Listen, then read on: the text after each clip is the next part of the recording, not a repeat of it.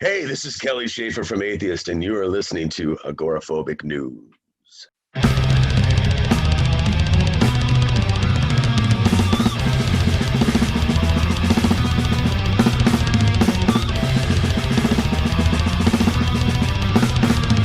Hey, Mills here. Welcome to another episode of Agoraphobic News, this time with Mr. Kelly Shaefer of Atheist. Hello, sir. How are you? I'm fantastic. How are you? Fine. So, how are you dealing with this new situation? Well, we're in Florida, so it's been a bit of a hotbed of COVID activity. We have sort of a governor who doesn't really who's not unlike Trump, and his policies have sort of led to a lot more of the spread of COVID than we probably needed to deal with. But I'm 2 miles from one of the best beaches in the country, and it's packed full of people with no masks, and so it's just a weird time. So I'm just looking forward to getting my vaccinations and getting on with my life, and get back out on the road. Yeah, and what do you think when are things going to go back to normal? Because our management tells us not till next year. So we're looking at tours at the start of 2022. Yeah. I mean, that's a bummer because tourist industry and music industry were hit like the most. Oh my especially God! The music industry. And I think that the music industry certainly doesn't get, like, nobody cares. Like nobody, the airline industry people care about, transportation, things like that, but nobody ever thinks about the musicians, the roadies, the crew, the lighting guys, the sound guys. There's just no work. Imagine if your industry was just completely 100% shut down for 2 years, essentially is what it'll end up being.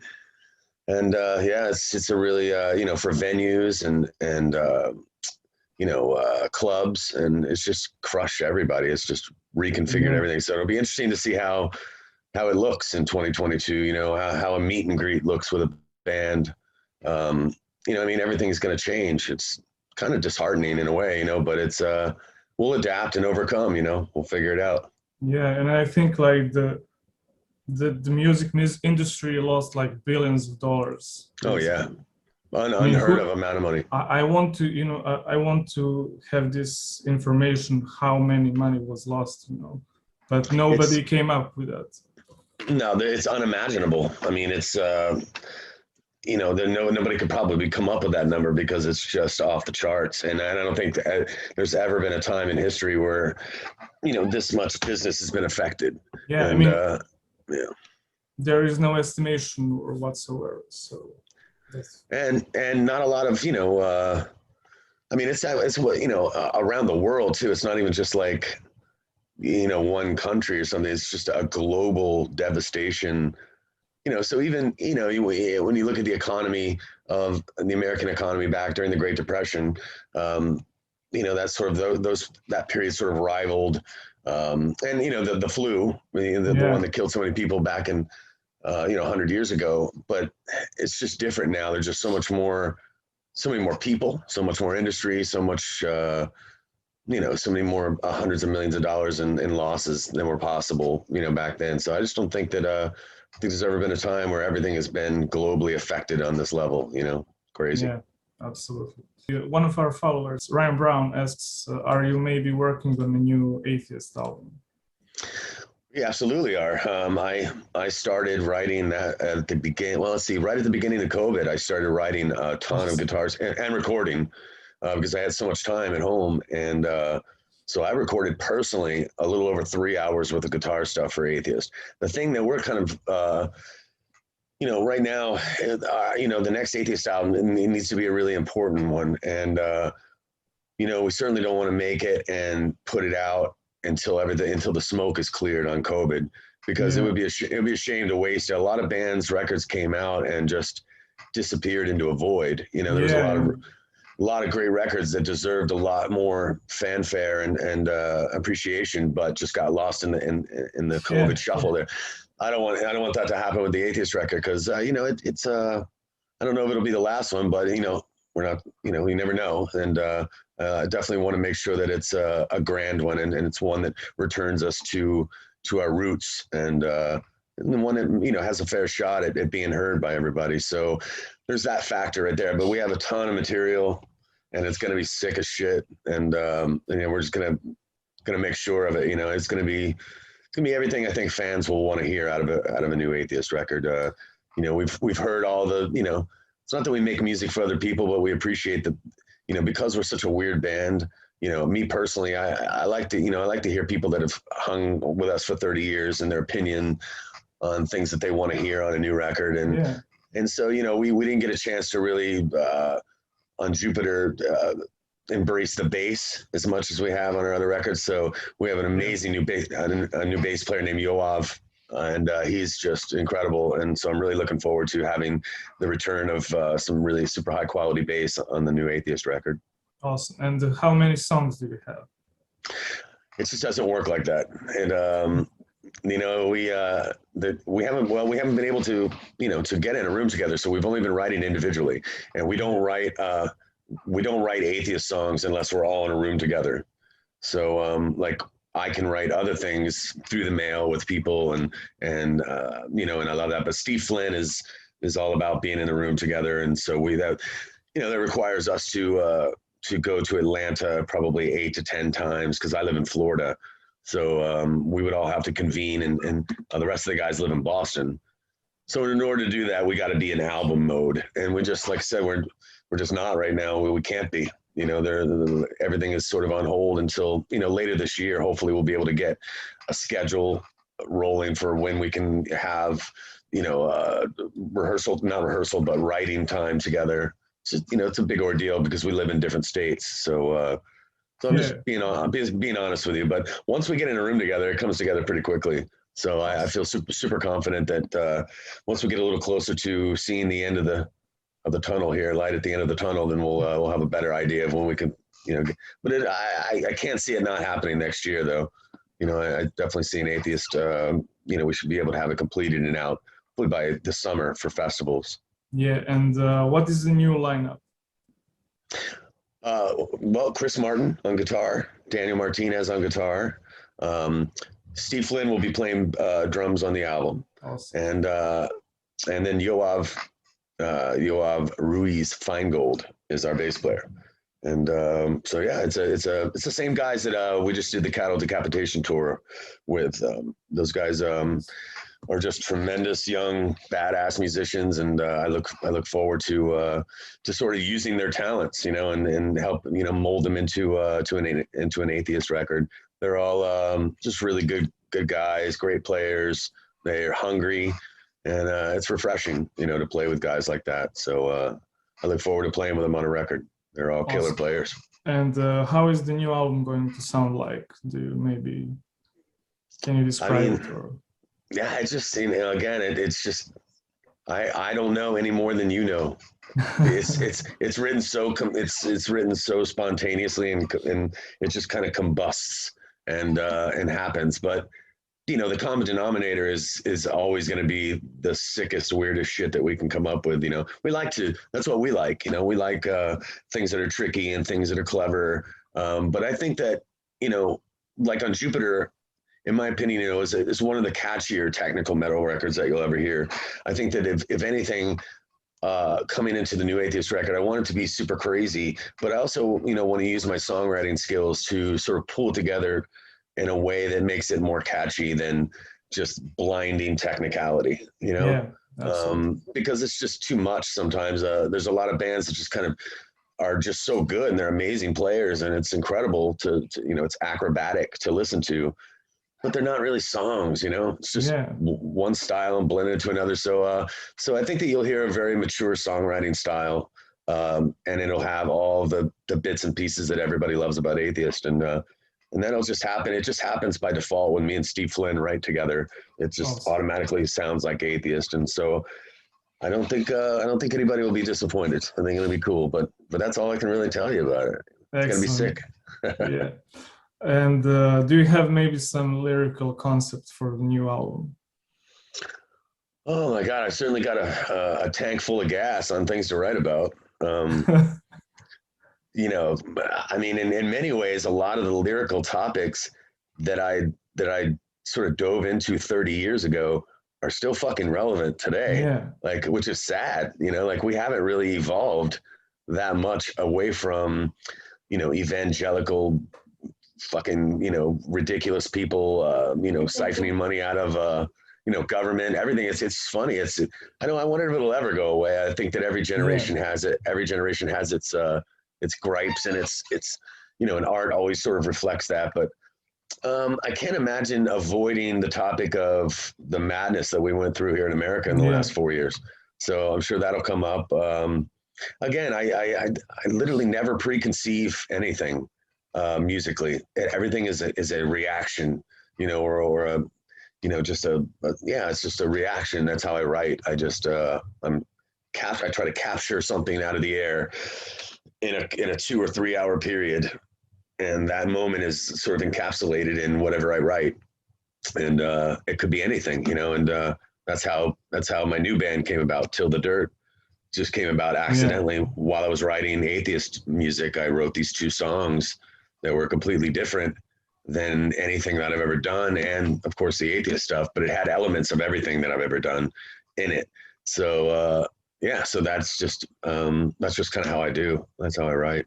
yeah. And you sent me 2 songs from the upcoming Till the Dirt album. So can you tell me Yeah, I sent something you about the demos. form? Yeah, can you tell me Yeah, something about the band's formation and lineup and all this kind yeah. of it?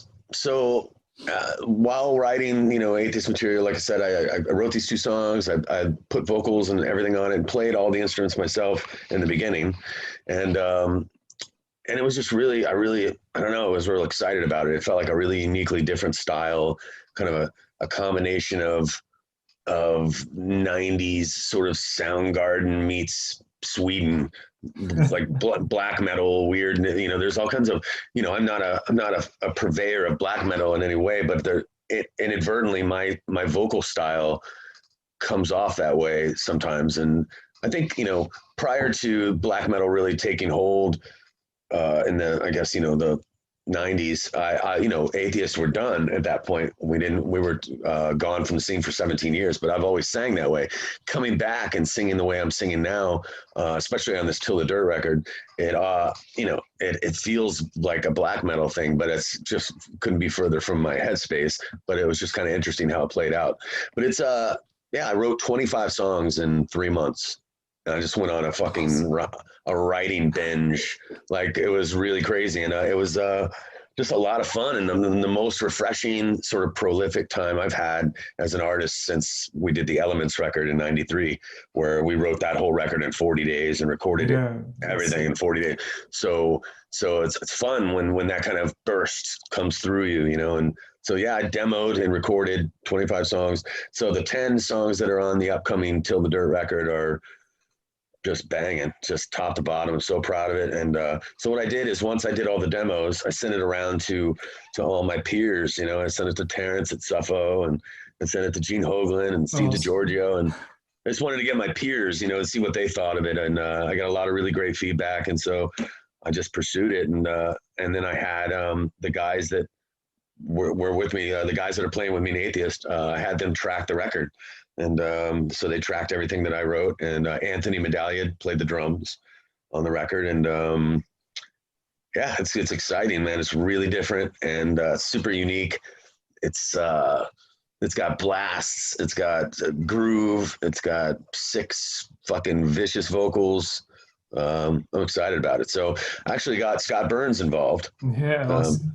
Scott hadn't done a record in a really long time, and he heard the demos, and we reconnected, and so he's been super helpful in helping me put this all together and getting it done. So we're in the mixing stages of it now, and yeah, it's tough. You know, it's you know, you can't really work the same way that you normally work when you know, a whole band can get in the studio and kind of Yeah, have their opinions and everything. So it's taking a little bit longer, but we have plenty of time. There's nothing going on right now, so now's a great time to write music and to make music. I think that what's going to happen next year and the 5 years, you know, the following that, I think we're going to see a huge resurgence of new yeah, music from everybody, because everybody's had 18 months to sit at home and hopefully, get shit done. If you didn't write a record while this COVID thing is happening, you're gonna be way behind the ball. But yeah, so I've been really having a great time with that. This has really been coming together quickly, and it's getting a lot of really good attention in the industry. And so I'm looking forward to putting this record out. And yeah, it's exciting. So I'll send you a couple more demo songs if you want. Awesome. Check it out. Yeah. What did you think of it? I like it because it's like trashy, groovy. Like I said, something like Nevermore. It's different though, right? It's a little. I mean, it's got a lot of different vibes, than most of sort of modern stuff that you hear. So yeah, I hope everybody digs it. It's honest, it's brutal, it's fun. It's heavy. So it's not technical though. So for atheist people need to know. While it's fast and furious. It's not a jazz fusion technical record by any means. It's more foot on the throat. Some really catchy stuff as well on it. So yeah, and I got Steve DiGiorgio played bass on the title track. I'm excited to have him on the record, and I also got Jeff Loomis. Speaking of Nevermore, to play a solo on one of the songs as well, a song called Privilege. So super honored to have those guys on the record as guests, and yeah, everybody did a really good job. So it's killer. Awesome. And did you write the guitar riffs, or you just? Yeah, I wrote everything. Like I said, I was just sitting here by myself. My wife works at night, so I had all this time, and I was just hanging out with my 3-year-old, and I have a little studio set up, and on my laptop, and yeah, just guitar plugins, and just started writing my ass off. And, awesome. And are you writing riffs for Atheist as well, or? Yeah, that's what I was saying before. I wrote 3.5 hours worth of Atheist riffs prior to the Till the Dirt record, and that's what led me into that. I was just in a writing frenzy. So I currently have recorded a little over 3 hours of music with drums as well for Atheist. But Steve will change those drums. When we get in a room, those drums won't matter. They're just for framework. But yeah, and endless amount of material written. So, and that's the only good thing that came out of COVID. Yeah, and I know that you had problem with this carpal tunnel syndrome. So that I'm was fine. Yeah. Well, it's a myth that's been going on for about 25 years. It's I've never stopped playing guitar. I've always played guitar. I've written majority of the riffs for all the Atheist albums, and I just can't play standing up. So my thumb right here in the ball of my thumb just falls asleep if I'm standing, and it's just about posture. When I was younger, I was singing and playing guitar, and it was really challenging to sing and play Atheist music, and because I was so my posture was really shitty, and it's really caused a lot of damage to my thumb. And there's probably an operation that I can get to get that sorted out, but at this point in my career, I don't need to play guitar on stage. I'm cool with it. I like just singing. It's a lot less pressure, a lot less detail to worry about. I don't have to change strings or tune or any of that shit. But I love, I play guitar every day at home and record, and I always have. So, but years ago, I told that story in an interview, and then a lot of people, and then of course, me not playing on stage since '93, people are like, "Oh, he doesn't play guitar anymore." Just not true. Yeah. You'll hear it on the Till the Dirt record, because this is the first record that I played on since Elements. So it's myself playing guitar, Daniel Martinez, and Chris Martin, all three of us playing guitar on this Till the Dirt record. And can you tell me something about your musical background? How did you start? When did you start playing guitar? And who were your biggest influences when you were starting out? Oddly, I started at 14. My sister's boyfriend played guitar, and I was really infatuated with that vibe that he had. At the time I was an artist. I was really into drawing and doing artwork, and I don't know, I just kind of saw him playing guitar, and I thought, man, I'd much rather do that. I think people are more interested in hearing guitar than they are watching me draw something. So it began. My mom bought me a really shitty acoustic guitar that someone had turned into an electric guitar. It was hollow body. It was horrible. It literally had the word Otis scratched into it, into the body of it, because the guy that she bought it from was a cook at a restaurant she worked at. and it had 2 strings on it, man. And all I could play was that song from the Cars, dun dun dun dun dun dun dun dun dun dun dun dun dun dun. And I was just, but that's all it took. I was excited, and then so I fucked around with that thing for about 4 months, and then my mom bought me a regular acoustic guitar, and then I taught myself all the chords. My sister's boyfriend helped me a lot, and so for about a year, I just learned playing on acoustic guitar. I never played on electric. And so probably late in my 14, early 15th year, when I got an electric guitar, my influences then were like still like Triumph and, Priest, Maiden, Dio, I was into, the early on, and then Metallica came along and it just changed everything. And that really just, the early days of Metallica were fun and exciting, and just the way that, just the way they brought metal just changed everything. And so, then it became Slayer and Merciful Fate. And, but at the same time, we always loved Rush and Yes and Frank Zappa. And so we were all over the place as kids. We liked a lot of different shit. Awesome. And what about your vocal influences? Because you're not like the typical death metal growler, No, I think, I never actually sang, like a normal singer until I was in my early 20s, like post-atheist. So I didn't have any influences as a singer. Now, as a screamer, my early influences were definitely Destruction, Creator, awesome.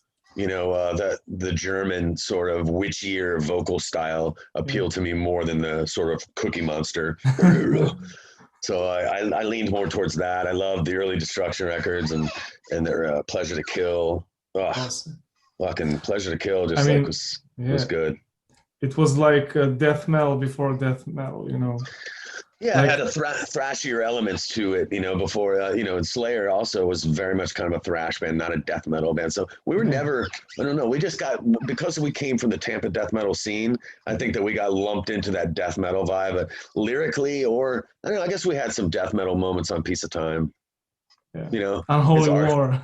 Yeah, so there's a lot of immature stuff on that first record, there's a lot of stuff I'm proud of, but I haven't, there's a couple songs on there I haven't ever listened to ever again since, for probably 25 years. I don't think I've listened to Why Bother.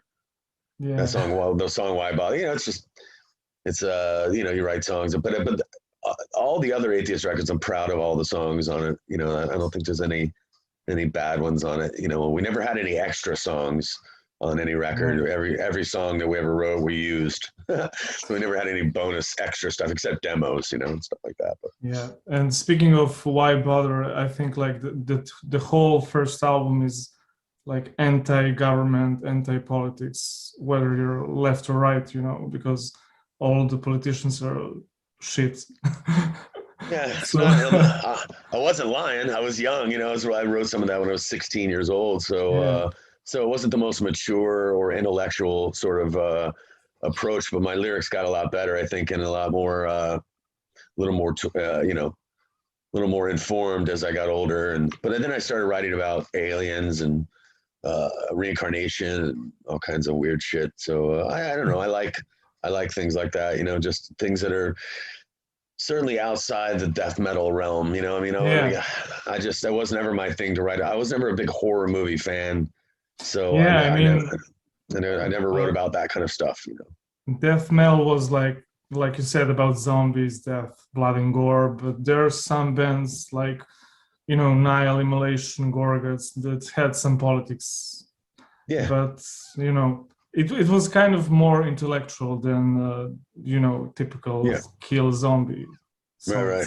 Oh, no question. Yeah, I'm just, and it's not a slight on. Listen, Cannibal Corpse has made a fine living, writing about gory shit. And really, I always tell people that sort of, talk about those lyrics. It's the same as a horror movie. It's really brilliantly done, and the fact that they've been able to ride that success and that wave for so long is a huge testament to perseverance and not listening to people. I mean, I'm sure many people told them, you might not want to have a song title called Meat Hook Sodomy.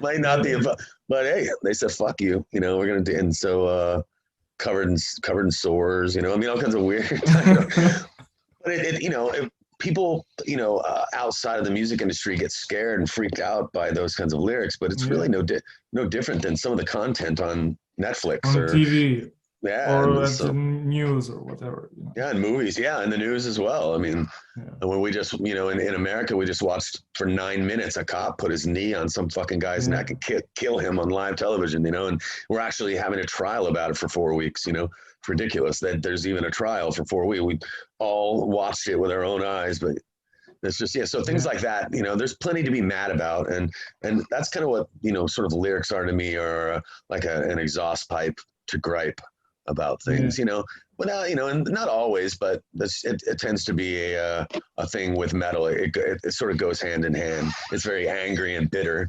And so that kind of a lyrical style works best with aggression. Yeah. And back in the day, you wrote lyrics for Sepultura's song "Stronger Than Hate," right? I did. So, can you explain what that song is all about? What? That song initially was called. It had a different title, and but it was about and this will seem like a cliche topic now because it's probably been covered on several occasions, but it was about a kid who was essentially locked in his room for his whole life and never had any sort of outside social interaction at all, and just built up a rage for his parents that ended badly. So again, this was 1988. 88. So I was 17, 18 years old, and I after working with Scott on our demo and everything, when Scott Burns came back from Brazil from tracking that record, and Max was with him, and Max was still, was in the early years of him speaking English and writing English, and so he was like, "Hey man, can you write a couple songs and see maybe we can use them for this record?" And so that's what happened. And I went up to Tampa and sort of helped Max. We had to change a few of the words because they were, it was already difficult if I had to go and sing a song in Portuguese, I would never be able to do it. So fucking, he killed it, man. He did a great job. And, but there was a couple of words that we just kind of simplified a little to make it a little easier for him to get it done. But, it was cool there. And did you write some other songs in that album or?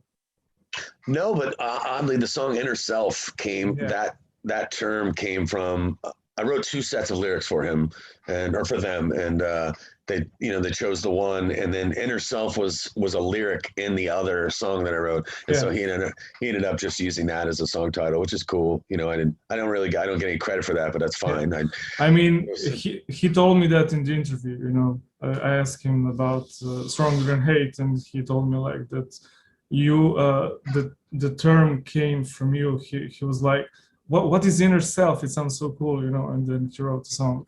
Like that's awesome. So I've always loved Max, man. He's great and just very humble guy. And so and then while we were up there, John Tardy came by the studio, and then next thing you know, we were doing backup vocals, man. It was killer. I wish we had that. I wish we had that on video, man. Because looking back on it now, 30 years later, that's a cool thing. That's like be interesting to see, Janis Joplin back in the day in the studio with Jim Morrison, all together in the studio, like recording a song, or not that, that's who we are, but we're on that level. But what I'm saying, just it's an interesting thing I think fans would appreciate. But I don't think anybody got that on video. I mean, there on YouTube you can find like the Sepultura in the studio with Scott Burns. Oh yeah. Yeah, there's like a rehearsal or mixing, stuff like that. You can find it on YouTube. Oh shit! I need to check that out. But there is no John Tardy or you. Nobody got that day.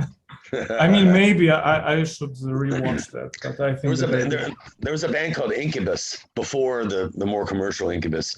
Those guys were also there, and they also were there doing backup vocals with us too. I don't know if those guys went on to do any other music. I've never.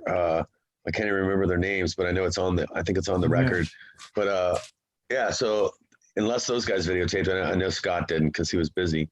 So I don't know. But that's And fun, good time. Well, More Sound was like a hub for for about 4 years, yeah, where bands coming in, and so that studio was the lobby of the studio was a cool place to hang out. There was a lot of what are now legendary, yeah. musicians that were all just hanging out there. It was cool, good vibe.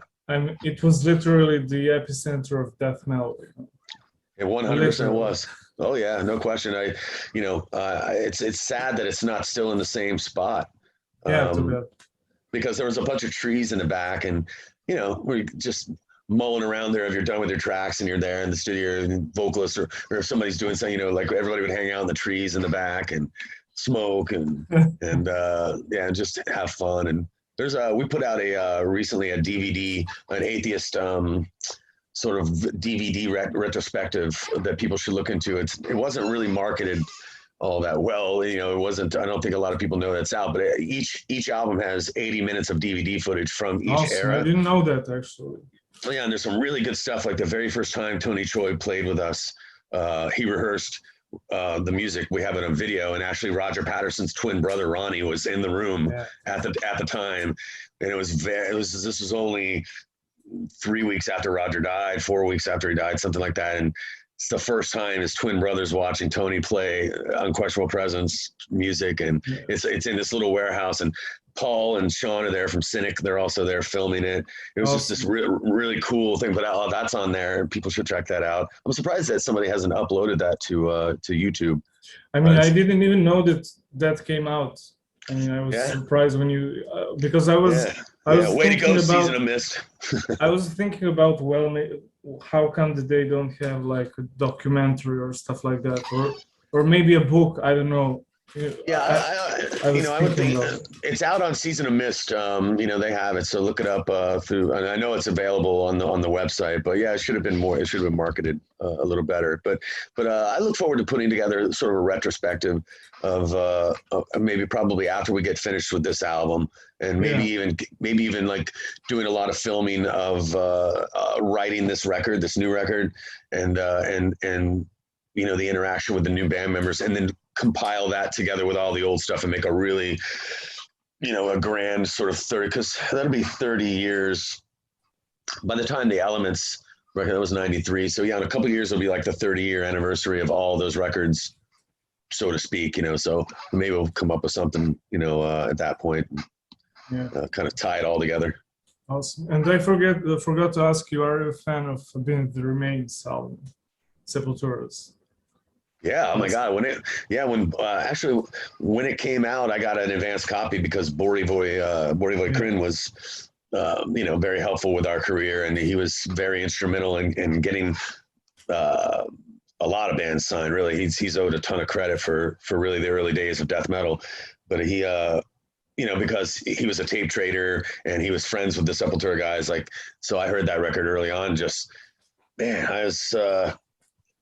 it was just so clean and crisp and thrashy. It was, it's hard to explain now and have you understand like what it meant then, because it had these sort of death metal-y kind of vocals. It wasn't like Exodus type of vocals, but it had those kinds of riffs. But then it had, some killer drumming, and I was just really proud of Scott, and it was different, and I knew that they were really big in Brazil, and so yeah, I thought it was really great.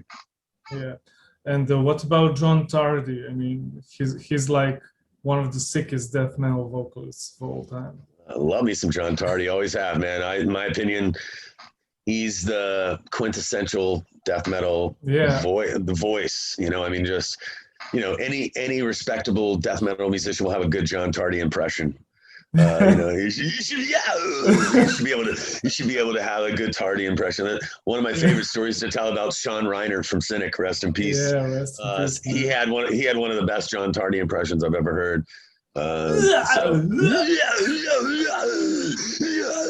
It's like you gotta have that, and so I almost liken Tardy to the. There's just nobody like him, man. You know what I mean? And he's always been that way. He's always been sick as fuck, and what's really funny is to know John Tardy and he's just not that kind of person. He's just he's a country boy, and so the fact that comes out of him is really killer, you know. And yeah, so him and Corpse Grinder are two of my favorite fucking just naturally born, gifted, guttural motherfuckers. You know, they're just they both just are vicious. Two of my new favorite death metal vocalists that we toured with recently are the two guys from Vitriol. Yeah, they're sick. Oh my god, those riffs and everything. Oh, the vocals are just like we would share a dressing room with them, and they would warm up before going on. And I've never heard two more monstrous, you know, just a cappella fucking brutal vocalists in my life. Man, they were terrifying. And I actually think that they should be doing voiceovers for movies. They were just so fucking legit vicious. And I used to tell them that all the time, like, man, I've never heard anybody be that fucking and they, you know, they're musically as well, very very killer. Anybody has, I hope people check them out. I think they're gonna be a band to watch in the future for sure. Absolutely. And the next question: how did you meet Roger Patterson? We knew each other since we were 13 years old. We were selling newspapers together on a guy used to come to our school and pick us up and then drop us off, and we would go door to door and sell newspaper subscriptions. And they did the same thing in the neighboring town. And then there was a contest, and we went against me and my friend went against him and his brother Ronnie. They were twins, and they had, you know, big crazy curly hair and we were 13 years old, and we battled against each other, and then we didn't see each other for 2 years, and we were playing as Ravage without a bass player, with a different singer, with kind of an Iron Maiden kind of singer. We were playing all covers. We were playing like Trouble and Bonded by Blood and Die by the Sword and Panic from Anthrax, and it was early, you know, we were still not really good as musicians yet, but we needed a bass player really bad, and him and his brother Ronnie were in there. And while we were playing, you have to understand that at that point everybody was really in a sort of Motley Crue glam metal, especially around in our town. So when they came and they heard that we were playing those kinds of thrash songs, they were all excited and they were moshing around. And then once we got done playing, we all started talking, and I was like, holy shit, I remember you guys. He used to sell newspapers. And so we connected, and he brought his bass over like the next day, and that was it, man. He was our bass player from that point forward, and we got rid of the singer that we had, and I started singing, screaming, and now an Atheist was born at that point. Awesome. And can you recall what were his bass influences, maybe? Oh yeah, sure. Ironically, Gene Simmons. You know, if you watch how Roger stood on, he was a big. You know, that would be more visually, if anything. Than he was a big Gene Simmons fan. But yeah, Geddy Lee. You know, he was definitely not a jazz guy though. Like he had more of appreciation for Les Claypool and awesome, man. You know, and shit like that. He Billy Sheehan, you know, Chris Squire. From Yes, and I mean, he appreciated progressive players, but he didn't really get. I think if he would have lived longer, he would have definitely gotten into a lot of guys. You know, would have dove deeper into music. He was just naturally gifted. He just naturally was able to play his ass off. So had he had a little bit of schooling and some more influence, he would have been off the charts good. Like he was just so. I miss him, man. I can't believe it's been 30 years. It's crazy because I think about him every single time we're on stage. You know, it's like he's always there. It sounds cheesy and whatever, but I always think about him on stage. You know, it's cool. So I hope that I hope after I'm gone that people will think about me 20 years from now. You know. Yeah. I hope. I mean, you mentioned Les Claypool as one of his influences. I mean, that says it all. I mean, the guy is that good. He was a big Doug Kaiser fan, huge Steve Harris fan, obviously. But Doug Kaiser from Watchtower, he got buried with a picture of himself and Doug Kaiser. So he was, definitely a big fan of him. And, all the early greats, Steve Harris, we all lived on Maiden for a lot of years. Yeah. Love some. And was it hard for you guys to follow him musically? I mean, because he was. I don't think we ever have. I don't think we ever have. I don't think we've ever had the combination of dexterity and aggression. Like he played with such an aggressive style, but he also played with great preciseness. And I haven't seen anybody else play bass like that. You know, who's really fucking close these days is Steve DiGiorgio.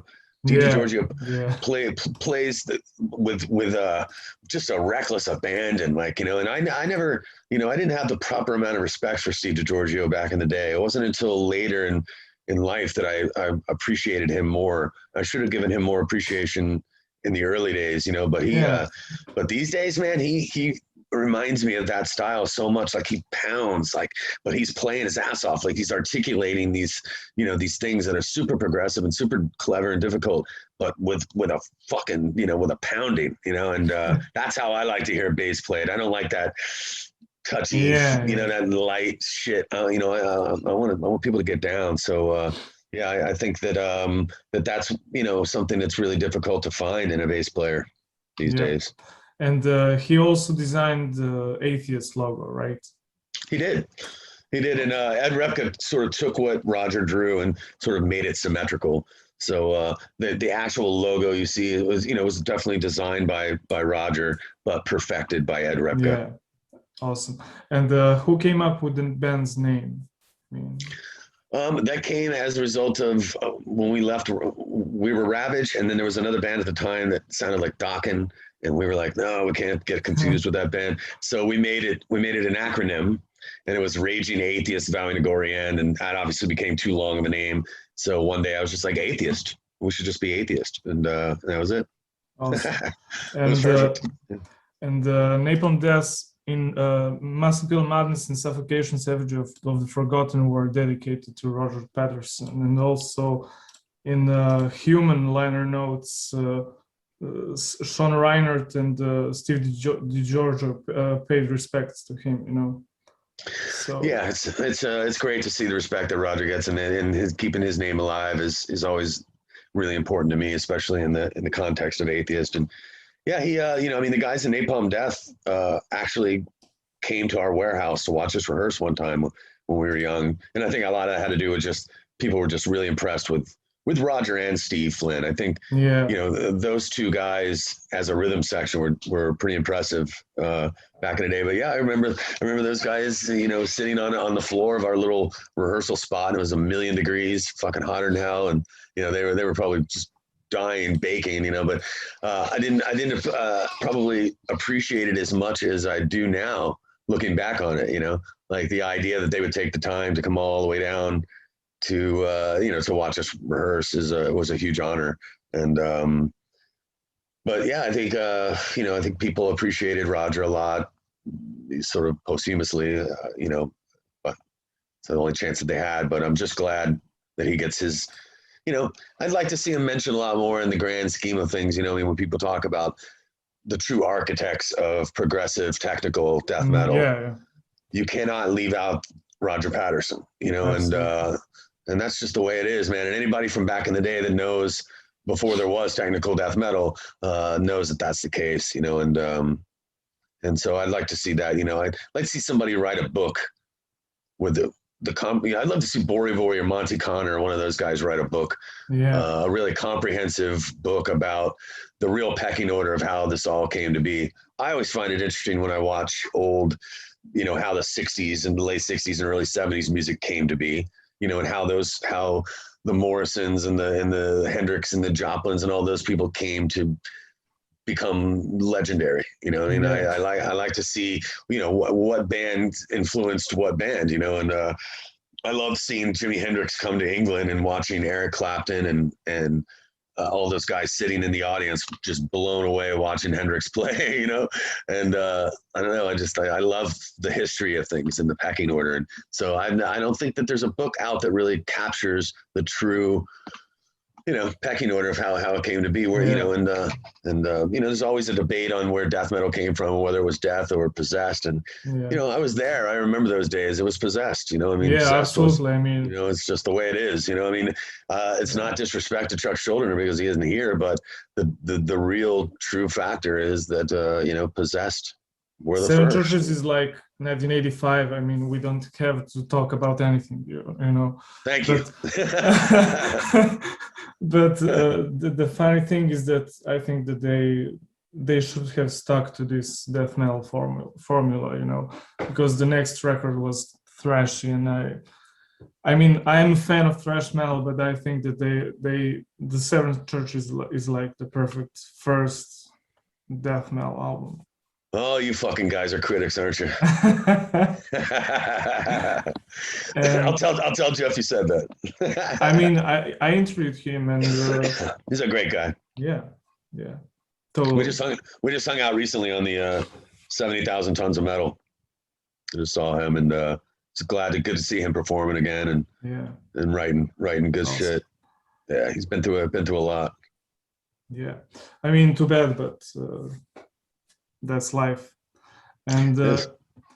And do you think like that Roger Patterson is like the Cliff Burton of death metal? Do I think that? I just don't really think like that. I think that one could find many comparisons. I mean, they both died in a similar fashion. Yeah. They both died too young. They were both very innovative, young bass players that were breaking new ground. I know that Roger had a tremendous amount of respect for Cliff.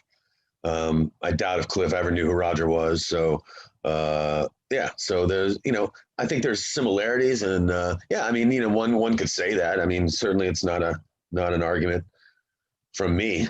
But I think that being that it's death metal, it's not as high profile, and the stories aren't as, we didn't sell millions of records. So there you have it in a nutshell. So he doesn't get the level of importance as Cliff Burton gets. But in my world, in death metal world, he is. Maybe Cliff Burton was the thrash metal version of Roger Patterson. No, I'm just kidding. But I mean, obviously Cliff is legendary and Roger's legendary. They're both equal legends in my universe. Yeah, and what is your favorite story with Roger Patterson? I mean, can you recall some special or funny moment? I don't know. Yeah, I mean, just an overall sort of carefree nature of Roger was, he was super irresponsible. Rarely held a job. All he wanted to do was play bass.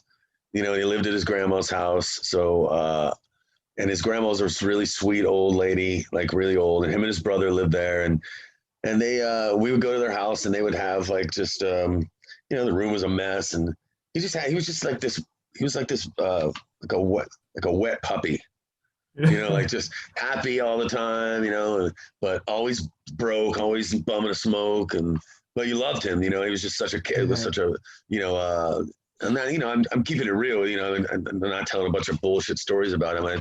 I loved the fact that he was a mooch and an irresponsible, like he had this Mustang, and it had big tires, and it was really fast. It was a 5.0 Mustang, and him and his brother would ride around it, and they would just burn out around every corner, just squeal the tires, and he didn't have any money to buy any new tires, and so we would tell him, like, dude, you're gonna burn your tires out, and he didn't care. He, as long as he had a good stereo, and he could, spin out around the corner, and so he loved that. He loved that car, and so that was just, kind of how he was. Just he didn't really care about or think about tomorrow. It was just about playing bass and playing music, today. And he was super, really, really into the band, and really, he would have been so blown away by, how this all landed and where he landed as a bass player. He's, the least arrogant guy I've ever known.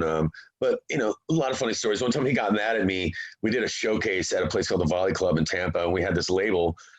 It was actually a guy from the very first label that we got signed to. It was an indie label called Three Cherries, and Borivoy Crin got assigned to this label.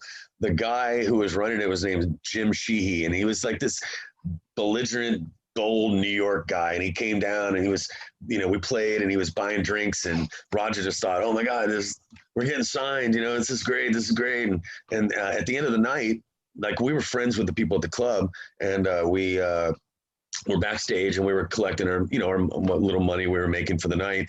And this guy busts through the door, says to the owner of the club, I need these 2 bottles of whiskey to go. And he's like, oh, I'm sorry, we're closed. And do you know who I am? He starts coming at him with all of this. And I was standing there like, wait a minute, these people in the club are my friends. You're coming down here from the label. I'm just meeting you and this is how you're acting. So he acted like a complete douchebag.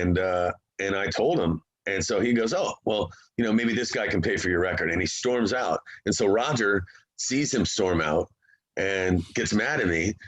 And so Roger thought that I had ruined our record deal and I'd messed it all up. And I hadn't. And so the next day, he was so upset with himself that he got really drunk and he punched himself like to the point of black eyes on his face. I've never seen anybody do that before.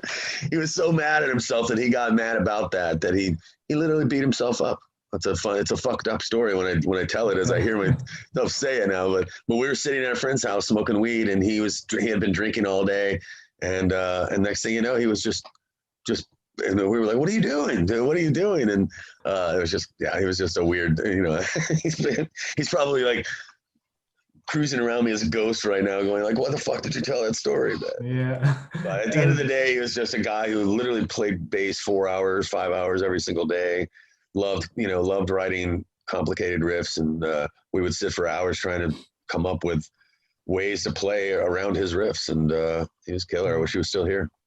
And what was like his reputation while he was still alive? I mean, his reputation? Yeah, I mean, the other musicians, how did they respond to his bass playing? Oh, there was never. I mean, I think it was one of the things that, people spoke about the most after we came off stage, because he would bang it out so hard that he would have like red marks on his neck, like from just fucking banging it out, little like red marks, and people would just be like, and snot flying out of his nose, and like he was just a fucking animal on stage, and people would be like, God damn, your bass player's sick. And I was just used to it. I was used to him, and so I didn't really think that much about it. And I knew that people were always most impressed with Steve and Roger and Rand. Rand was playing upside down. Yeah, so like a Jimi Hendrix, So there's a lot of weird things happening on stage. First of all, 2 lefties, sick ass bass player, and a drummer is playing all kinds of weird shit. So people were just kind of like, not always pleased by it though, just confused, and I remember going to Sweden and playing, and I think half of the people there were, what I didn't realize at the time is the guys that at the Gates were there, the guys in Dismember were there, all these now legendary people were all just really young kids in Sweden at the time that we played there with Candlemass. and Entombed, LG was there. I remember him. Yeah, man. I have a great story about him making fun of my shoes. We were sitting backstage, and I had these. I'm coming from Florida. I'm going to Sweden, so I bought these fucking snow boots. Yeah. And they were the stupidest boots ever. But I had them on, and I was going to go out on stage with him. And he's sitting next to me. He's like, Are you going to wear those boots on stage? And I was like, yeah, I just got them, and not realizing how fucking stupid I probably looked with these boots on, but he just kind of chuckled at me. And then, I found that funny. I always thought that he fucking hated me because he thought I was an idiot because I had these boots on. Turns out, then, a couple of years later, I saw him in front of an orchestra and a bunch of dancers with an Atheist shirt on at some Entombed show. And I thought, oh shit. That was cool. And then I came to find out that they were that those guys were into the sound of the Ravage demos, which were one of the most horrible sounding demos you'll ever hear. But there was something about the guitar sounds that they liked, and they helped develop a pedal to capture that sound. So I don't know. It's interesting being old sometimes, and you read how things kind of unfold and how things happen. But when we played back in Sweden, I remember people coming up to us and talking about Roger and Steve more than anything. So those guys always got attention. Can you name some of the musicians, some of the bass players who were inspired by his work? I mean, I know for like Alex Webster of Cannibal Corpse that he was. I think Alex and Steve, probably and minimum, and have at least respect. I don't know if they were influenced as much as just sort of a tip of the hat and a respect. And in later years, maybe going back and listening, that's for other people to say who they're influenced by. But I get letters every day from people, who maybe aren't famous, or definitely aren't famous, that are 18 years old, playing bass, sitting on the edge of their bed, playing bass because of Roger, and he's been dead for, 30 years. And that's incredible to me. That's the thing that makes me the most excited about his influence is on all the kids of today. I mean, people 25 years old, who just got into atheist, a couple of years ago and are now deciding to, play bass as a result of hearing it. So it's like this cycle and it continues. And that's nice. I'm glad that his legacy lives on, even if he couldn't be here to enjoy it, Yeah. And can you recall like Piece of Time era while you were in the studio, or maybe writing these riffs or something like that? No, all that we were always well rehearsed. So everything when we came in the studio was already written and ready to go, and nothing ever changed. We came in and it was, like tightrope walking as it was. So there was never any changes. We had to really well rehearsed songs come in, record. But I just remember, it being a very exciting time. We stayed up there the whole time in a hotel. A lot of it is on that DVD retrospective, the Piece of Time thing on Season of Mist. There's a lot of video footage there of us just being bored and hanging out while somebody's tracking their guitars. And, we didn't have anything to do. We were just hanging out and videotaping, which, videotaping back then required you having this big ass camera. It wasn't like today's, like we had to rent this big, crazy looking, what now looks like a TV news station camera. Just being young kids and excited about making a record, man. Just like I think all bands have that same feeling. Your first record is a feeling unlike any other record that you make. It's the one you spent your whole life writing, and it was exciting. And I mean, Ed Repka did this artwork for the album. So how did that happen? That happened through Borivoy.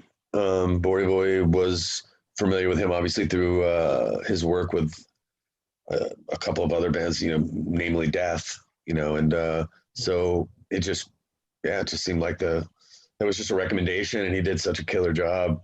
Yeah, it was an epic album cover. It's probably my favorite. Next to Jupiter. I think Elements is incredible as well, but just something Jupiter has this like Renaissance vibe, this weird art gallery vibe to it that I love. And but Piece of Time is a classic. So. Yeah, and Rand Burkey says like that Piece of Time is a concept album that deals with religion, science, and the paranormal. Is that correct? Rand Burkey says what? That Piece of Time album is a concept album which deals with politics, religion, and paranormal. In the liner notes, I think, that I found this information. So I've never heard that. He didn't write the lyrics, so it's definitely not a concept record.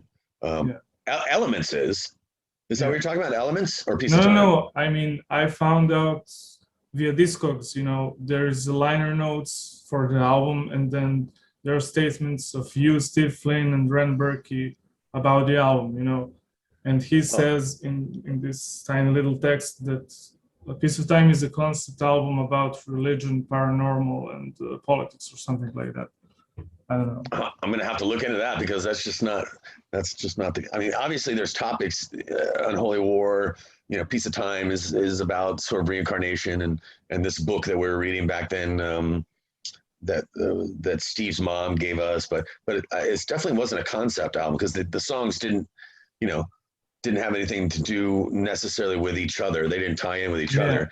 They all, some of those topics. So I don't know, but I do know that, the Elements record was 100% a concept record. All those songs are tied together. And so I don't know. Can't answer that one. The first album was like recorded in 1988, but it was released in 1990, I think. So what took you guys so long? I mean, at the time, we just couldn't get an American deal. It's hard for you. How old are you? I'm 28. Okay. So it's an entirely different landscape now than it was then. Like for Atheist, we were so weird and so outside the box that it was fucking hard for us to get any deal. So we had a European record deal and we just couldn't get an American, there were no other bands like us at that time. And so there was, I think it was difficult to find a band for us to tour with. People just didn't feel the same way about our music then as they do now. And that's kind of it in a nutshell. So it took that 2-year period to get a label secured and to get a release date. So you know, when people look at Piece of Time and they think, oh, 1990, it came out about the same time as, like, no, that record was done, you know, probably 87, late 87, Yeah, you know, something like that. November of 87, I think. So yeah, when you're looking at, you know, where technical metal sort of comes from, it's important to get the dates correct on that because, Yeah. you know, we were definitely doing some stuff, you know, Yeah, in 87. I mean, ahead of its time, for you know. And what about Unquestionable Presence? Do you feel that that's like the first technical death metal album? I mean, I don't. Yeah, I mean, I think that's pretty much what. Certainly one of the first. I mean, I don't think there's another record like it that came out and around that time. So for better or for worse, I think that it's the first true statement of jazz infused death metal. You know, cohesively done.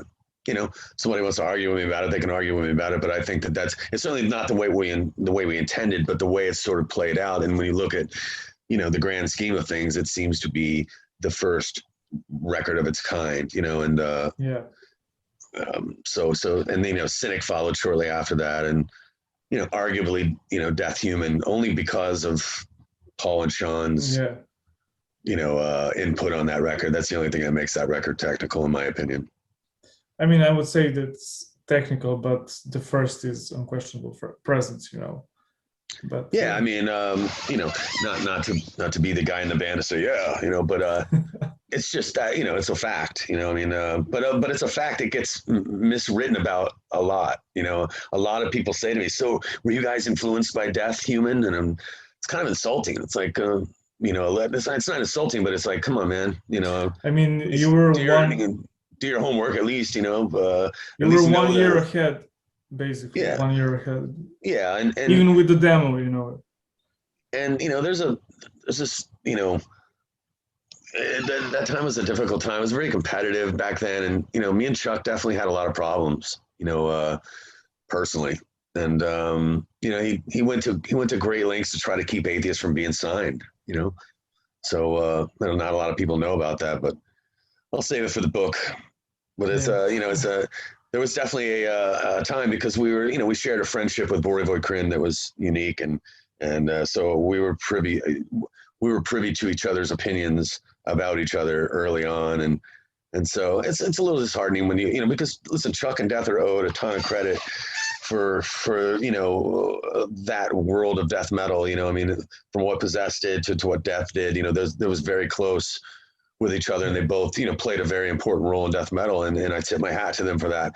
But when it comes to technical death metal, it's just not fair to put that crown on their head. You know, I mean, you know, it's just, we were doing that shit before them, and so you know, because we're not as popular of a band, we don't carry the same legacy or the same, you know, same level of success. I think that gets swept under the rug, and it appears as though the progressive death metal movement came from Death Human, and it just didn't, you know. So I mean, I agree with that, because like I said, it was Unquestionable Presence was 1990 and Human was 1991. So the early Cynic shit was also those guys, when I, you know, was very progressive as well, just nobody had heard it yet. Yeah, you know, I mean, that we demo, became friends. Yeah, the demo, Roadrunner demo, I think with Cynic was great. I mean, it was really technical, you know. Yeah, and the first time I saw them, we had already done Piece of Time, and we were getting ready to. I think we'd already. I don't know. I think Unquestionable. I can't remember the exact time, but I just remember Steve was going to leave and go to college. So yeah, I think it was after Unquestionable. I think we just got it done, and or something like that. And Steve was going to leave and go to college, and I was looking for a new drummer, and that was the first time I ever saw Cynic, and I was just blown away. They were just amazing. So we became really good friends, and obviously that's how Tony Choy ended up, you know, playing with us. He was. He wasn't the first choice. It was Doug Kaiser, only because Roger really loved Doug, and really, you know, it just made sense that he maybe would play bass on the album, but he just said it wasn't his style, and he, you know, which kind of pissed us off a little bit, you know, because we were like, so what, man? You know, the kid loved you, you know. I mean, he was a killer bass player. here's the bass lines. They're very challenging. It's not like you're playing, you know, some simple stuff. But anyway, it was great that Tony was able to come up, and Tony lived with me for a number of weeks while we learned. Well, we had to decipher what Roger had written, you know, because we didn't write it. You know, it's not. It was very difficult to really figure it out. We had to listen, and so Tony had his work cut out for him a lot. He did a great job. And what were your influences for that album? I mean, Unquestionable Presence. Well, I think, oh God, I don't know. We listened to so much stuff, you know, but you know, it was a time where I mean, all of our influences have always, our influences were sort of in place before we did Piece of Time. We just weren't good enough musicians yet to be able to parlay that. And I think by the time we got to Unquestionable, we had gotten good enough to be able to display the things that we loved about Maiden, Rush, you know, the things we loved about Spyro Gyra and Chick Corea and Mahavishnu Orchestra and all this stuff that was progressive and well played. That's all. We were just really into stuff that's well played, and it could be from any genre, you know. And but Slayer, I think, was the one. Rain and Blood, I think, changed everybody's life back then. You know, it was just like top to bottom, 28 minutes of fucking foot on your throat, killer drumming, sick fucking guitar work. You know, it was just I'll never forget, like, hearing it for the first time. We were just like, wow, holy shit. And so we loved that violence, but we also loved Red Barchetta and Jacob's Ladder and weird shit from Rush and Natural Science and and we also loved Primus, you know, weird shit like that, you know. And Zappa's very quirky instrumental sort of stuff, you know, especially the stuff he did back with Steve Vai, and then, you know, the real precise, you know, jazz players, and you know, that Chick Corea always had, you know, Frank Gambale and Dave Weckl and Vinnie Colaiuta, and always playing with those kinds of guys, and we were getting into that as well, and so that's kind of where we were. Yeah, awesome. And were all the bass lines on that album recorded by Roger Patterson, or written by Roger? Yeah, written by Roger. Well, not, I would say 90% of it, 95. When Roger died, we had not finished And the Psychic Saw, and we had not finished Mother Man. Yeah. And so Tony is owed the credit for the tapping part in the end of Mother Man, you know, which is a pretty signature part of the, and, you know, Roger was just getting into tapping, and I think he would have been a fucking monster at it, you know. And he was, you know, him and Tony were friends, so it was cool that, you know, that Tony was able to play on the record. And was Tony Choy playing like note by note what Roger was playing as best he could? There's the opening bass line of The Formative Years is so fucking crazy that what Roger played, we still to this day can't figure out what it was he was playing. So Tony plays a variation of that bass line, but if you listen to the demo of The Formative Years, the bass line is just like, I don't even know. You know, I try so hard to look for old video of him playing that, and what the hell he's playing. I just can't figure it out. But for the most part, as best we could figure out, like I said, we didn't have sheet music or any of that stuff. So it was just from listening to the demos that we had. And can you compare Roger and Tony Choy, their bass playing? I mean, what was like the main difference? Tony's got a lot of Latin influence, a lot more jazz influence than Roger ever had. Roger had a lot of just natural hard rock and metal influences. You know, Roger's attack was way more than Tony's. Tony's finesse was way more than Roger's. You know, it's not that Roger couldn't have finesse, but Tony was just more, it's just, and you know, obviously the Latin vibe was a natural. Tony has a natural rhythm quality to him, you know, almost like a drummer.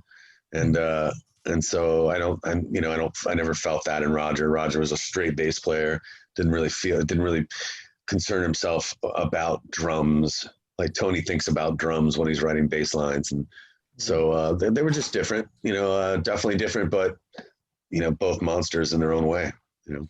And how did Tony join the band? I mean, was he like other than Doug Kaiser, was he like the first guy? Did you have some other people?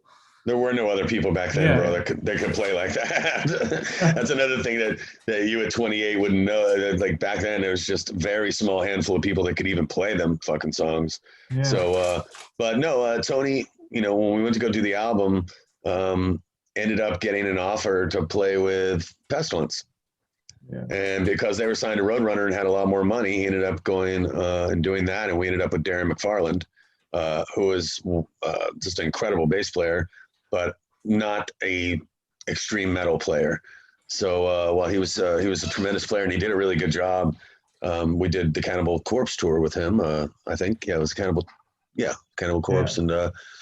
and you know some local shows, and he did a really good job. But he's another guy that was a real, you know, he had a jazz finesse. He didn't have the same attack and the same level of vigor that Roger had. And sometimes those bass lines needed to be played that way. And, but it's no disrespect to any of them. They all three are, you know, just different bass players. But there was just not enough guys to. So, you know, later after the Pestilence thing, Tony came back, and you know, obviously we went to go do the Elements record. I only had just a really small amount of time. I started off for a week and a half with a different bass player and got rid of that guy and called Tony. I was like, dude, we got this amount of time to write this entire record. You know, and that was a fucking insane 40 days of just, we rented a house up in Gainesville Florida, and spent a lot of time with River Phoenix and Joaquin Phoenix. Back and then tripped on mushrooms and just pounded it out all day, all night, just writing songs. And that's what Elements is. If you listen to that record, it is completely, it's just, that's why it's so weird. Yeah, you know, and in liner notes it says like that that you guys wrote all the stuff for 12 days, but you had like 40 days in total, you know. Yeah, everything was like when we had, the drummer had very few days. I mean, he's really just improvising his ass off, you know, on a lot of that, which is, I think, is exciting and something that just doesn't happen in today's metal at all, where guys just fucking winging it, you know, and but he's killing it at the same time. And that's his name's Josh Greenbaum, and he lives out in Hawaii now, and he was just, I can't say enough about that guy. He was just another guy who was just a natural, like you could put him in front of anybody, he would play. Frank Emmy was another kid who was a tremendous metal player who I didn't really know. You know, I'd only seen him playing one time prior to that. I'd already put Neurotica together when we were doing the Elements album. It was already sort of moving away from Atheist, and I didn't realize that we had to do one more record contractually. And so that's why that came up. So a lot of people try to discount it like it was some, like we put our heart and soul into Elements. We just did it very quickly and very weirdly and very high on mushrooms and weed. yeah, that says it all. But we meant that record very much, so it wasn't like a throwaway by any means. It was just, oh, we have to do a record by when? Oh, okay, well, shit, let's go. And I just assembled the team, and we just got down to it. And everybody sort of had to, you know, Tony worked with Josh a lot on the rhythm section, and then I was just working with the guitar players. And then when it was all said and done, I had to quickly write lyrics to all that shit. And can you compare like the response of the fans when the Unquestionable Presence came out and the Elements?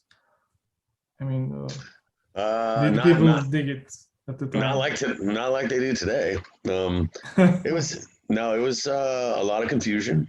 There was a handful of magazines that got it. You know, I think Kerrang. I think. But there was just, again, there just was nothing else like it. So it was just confusion. People were like, you know, some of it maybe seemed a little overindulgent to people. But I think writers like Eula Garrett and Don Kay and you know, some of the old school guys that are now considered old school were all, Monty Connor, you know, all these guys they knew that something good was happening there. They sort of could see the future.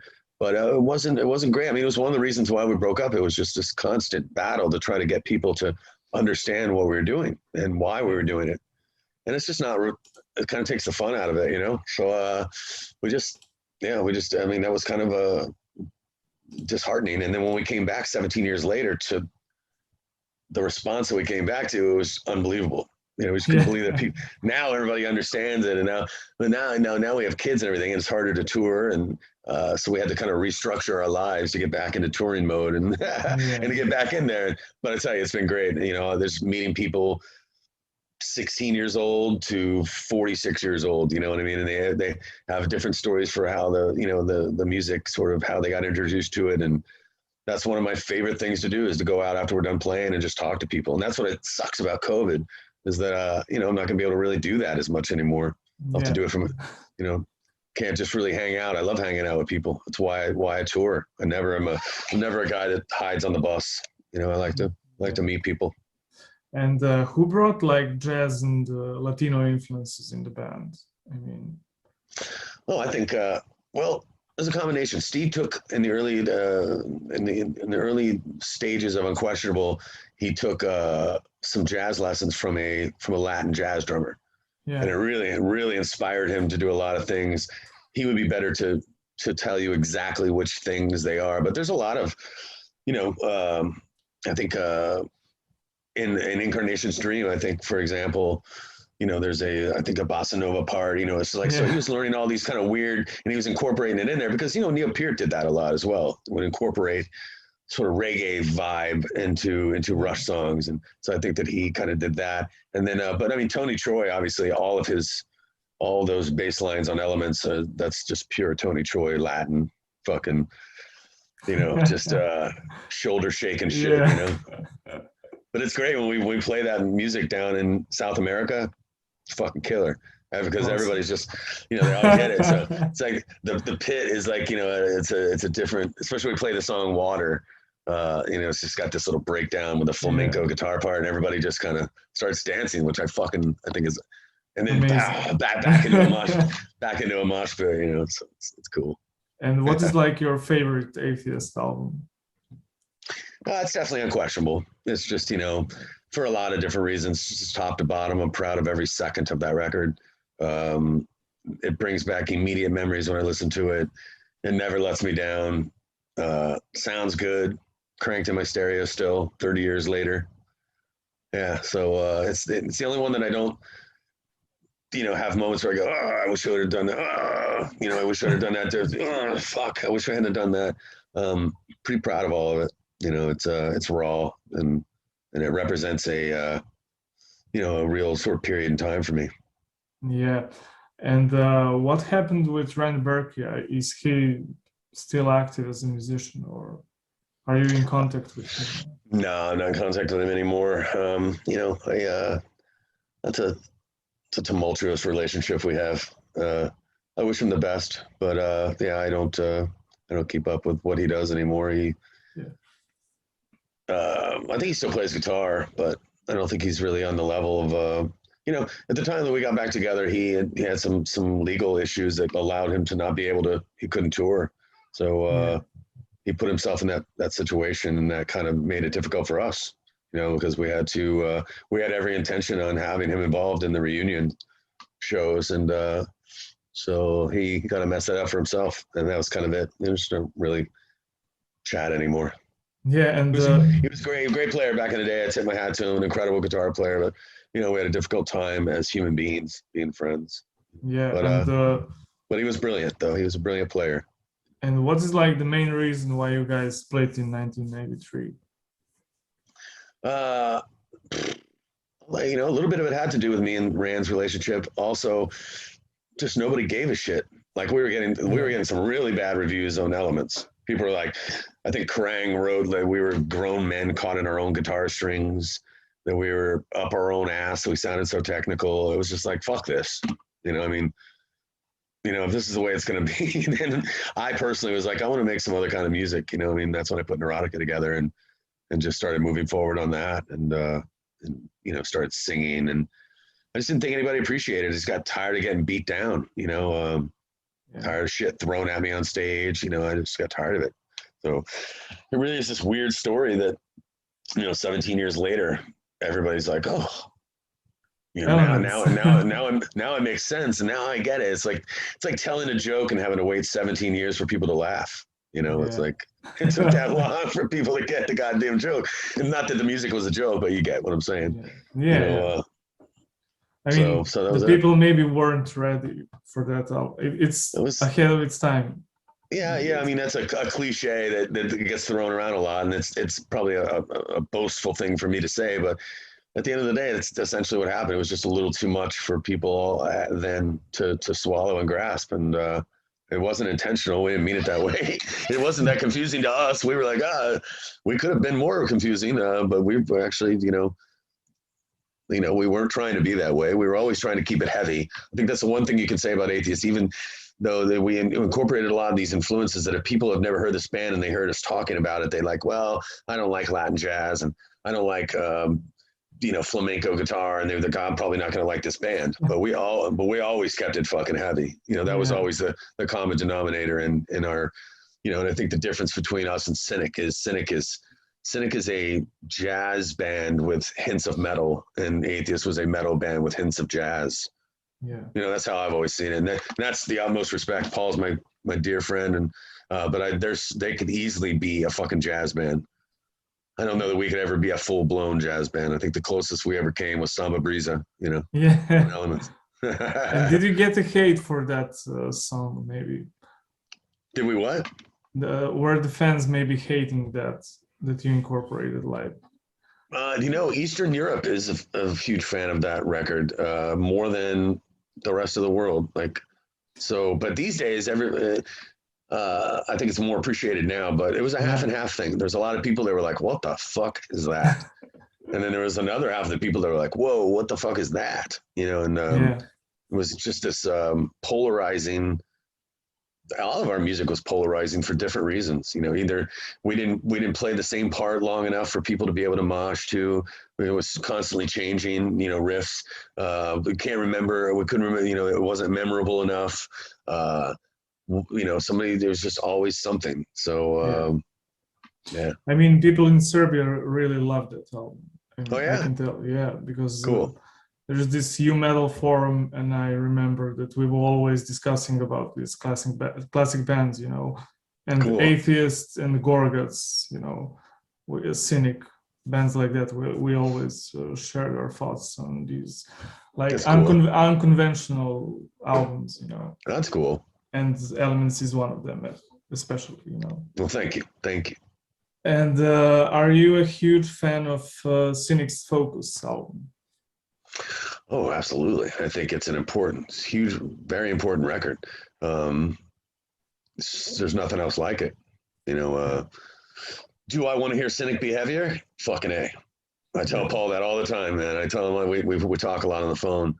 My favorite Cynic is the aggressive Cynic, But listen, there's no way you can listen to Focus and not be like, wow. It's just, it's just so well done. And I can't say enough about, they're easily the most talented group of guys that I've ever seen play metal, in my opinion. And I don't think people really even understand just Paul Masvidal is an alien.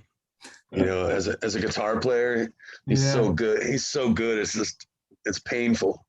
And he's just, I just can't say enough about those guys. And, all of them were, Sean Reinert, just a feel and an ability to just cruise in and out of time signatures like nobody else, So yeah, I love Focus. Because I'm a heavier guy, does it find my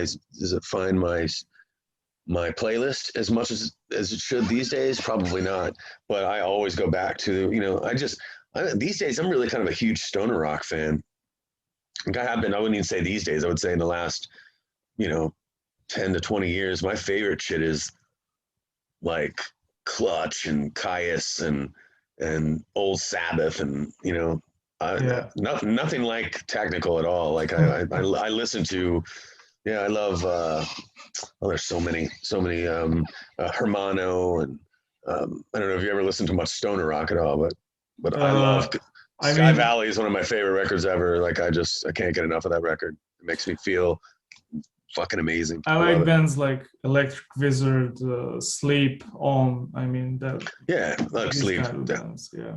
Have you listened to Sky Valley though, from Caius? No.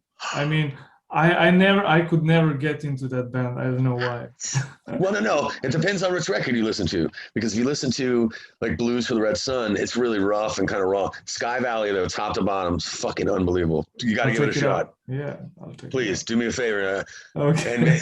And I don't know if anybody smokes weed in Serbia or not, but I would recommend at least altering your brain a little tiny bit before you listen to the record. You know?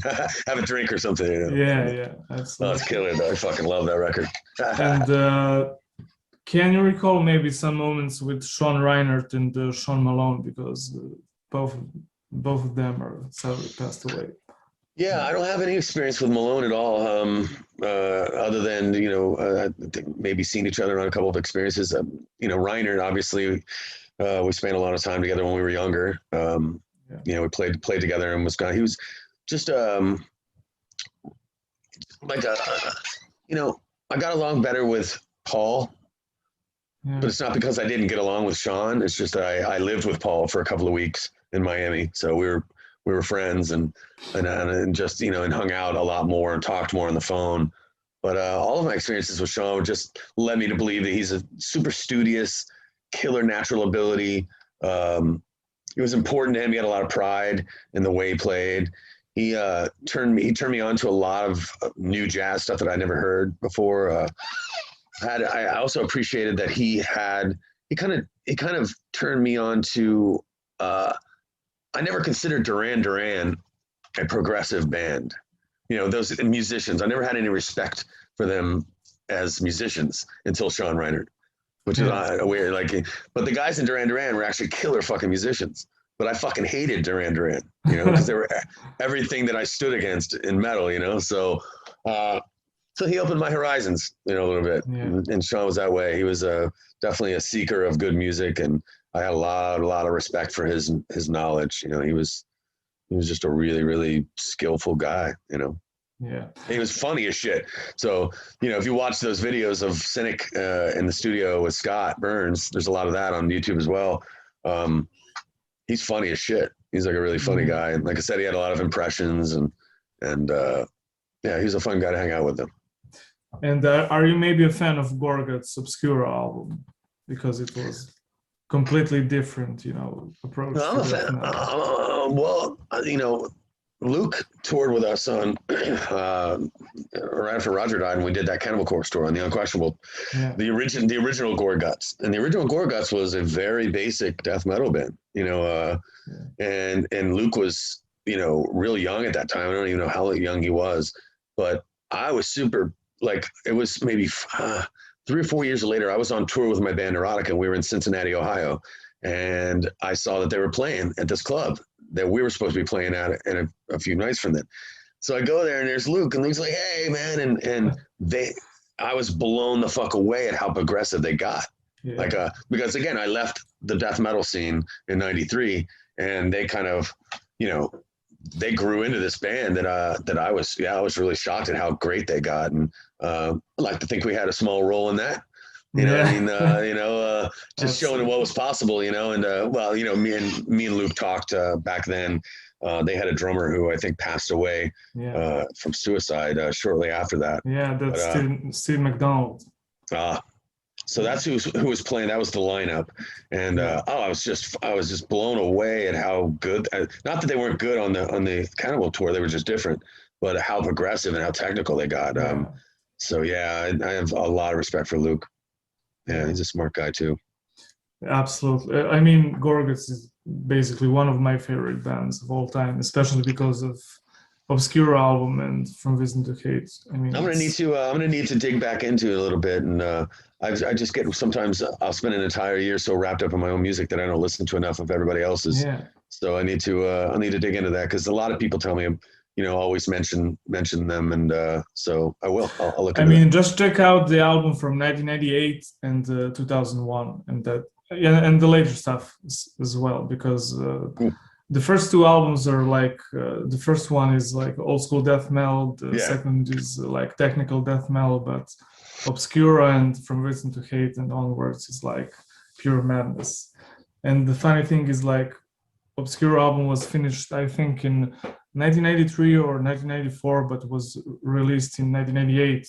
So Wow. literally, so it was like a game changer when it came out, but it was ahead of its time because it was finished like 5 years before that. So, and can you name some of your like top 5 favorite albums? My top 5 albums. Yeah. Oh man, I hate doing these because it depends on what day, bud. You know what I mean? It's like you know, if I had to go to a desert island and only take 5 records with me, kind of hard, man. I could tell you some, and you know, in another interview, I may have 5 different ones, so Yeah. I can't be held to it. But you know, Ride the Lightning from Metallica, pretty important record. Rain and Blood, very important record. Merciful Fate, Yeah. Melissa. I don't know, but I might go Don't Break the Oath. I might go Merciful Fate, Don't Break the Oath. I needed one good jazz record. I would probably choose, you know, the Mahavishnu record. I think Birds of Fire, I think it's called. Shit, I can't remember the name of the album. That's the thing about today. You can't remember album covers anymore because everything's streaming, you know. Yeah. Oh, man. Probably a Jeff Buckley, Grace. It's a fucking amazing record, you know what I mean? Yeah, it's just so hard, man, with 5. It just depends on what mood I'm in, you know? So it's never going to be what you know, it's never going to be, you know, extreme metal. Just, you know, I make extreme metal. I don't necessarily, but I do love a lot of it. It's just not, I don't know. I need to, of the 5, I'm trying to, you know, I say Metallica Ride the Lightning because that was such an important record to me, even more so than Kill 'Em All, just because it was just like the production and the way, just lyrically it was better. And yeah, so that was an important record. So again, I'm not much for lists. Yeah. Sorry. And do you have some last words for the interview? Oh, listen, you know, like I say to people all the time, like it's an incredible blessing to have 30 years in this game and to be able to do interviews like this with you and have people give a shit to ask me even one question, much less, you know, an hour and a half's worth. And, and so I appreciate each and every one of you that have bought an album, have come to a show. We are really a band of guys that appreciate the shit out of it. And rest assured that this next Atheist record will be sick and crazy, just like you want it, in a way that, you know, we're paying a lot of attention to, to sort of holding up what people have always loved about this band. And I look forward to people checking out my new record with Till the Dirt. I think it's gonna be a really important record in 2021. Dare I say one of the top 10? Awesome. I just think it's really strong. It's gonna be unique and different. At least it'll be amongst the top 10 most unique records in 2021. And so, do you have a release date for that album? I don't. But stay close to my Facebook or my Instagram at Kelly Shaefer, or at Till the Dirt, or at Official Atheist Band.